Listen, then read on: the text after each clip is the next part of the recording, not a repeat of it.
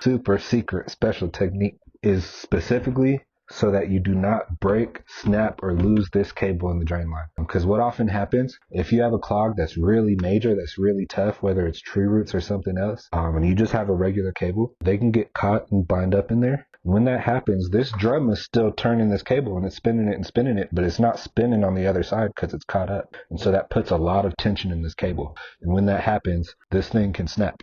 You won't know where it snapped. You won't know how far it is in there. You won't know nothing, but you got to get in there and get it. That's not a good place to be in.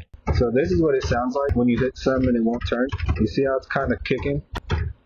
As you snake more and more drains, you're going to start to get a feel for what that cable actually feels like when it's hitting some pipe, when it's hitting a certain kind of fitting, when it's hitting your clog, what kind of clog it is. Is it a tough one? Is it a real like mushy one? What you want to do when you're snaking a drain. Once you're kind of comfortable with it, you know what you're doing, or even honestly, you can start like this because my eyes aren't doing anything for me right now. If I know how much slack I have, that's all you really need to know and see. Everything else happens inside that drain.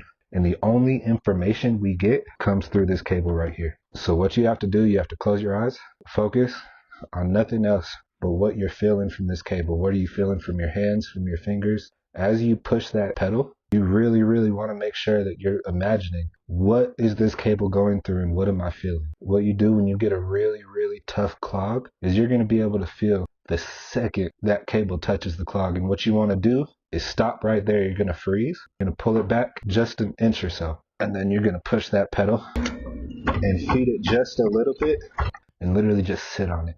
And imagine like almost like you're seeing it in your head, the head of that cable just barely scraping in that clog. And you're going to want to keep it right there. And all you're going to do is sit and scrape and scrape and scrape and scrape and scrape. And by knowing exactly where that cable is, because you've built the sensory system between your hands and your brain to really be locked into what's going on, you're going to be able to get through those tough clogs without binding up that cable. And that's the difference between a $10,000 mistake and getting this drain open for you. So that's the super secret technique. It's not anything crazy, but it is something if you've never been told to pay attention to it, you can spend 5, 10, 15, 20 years doing this and never have that kind of ability. Sometimes it's just as important the person who's teaching you and what they know as much as the amount of time you spent doing it. Really, those 4 tips, like I said, there are plumbers who've been doing this for decades that still snap cables and drain lines. A couple of drains where you really get a feel for it, you're going to be the best drain cleaner. I know it doesn't sound glamorous, but it's helpful. When you own a home, it's the middle of the night and your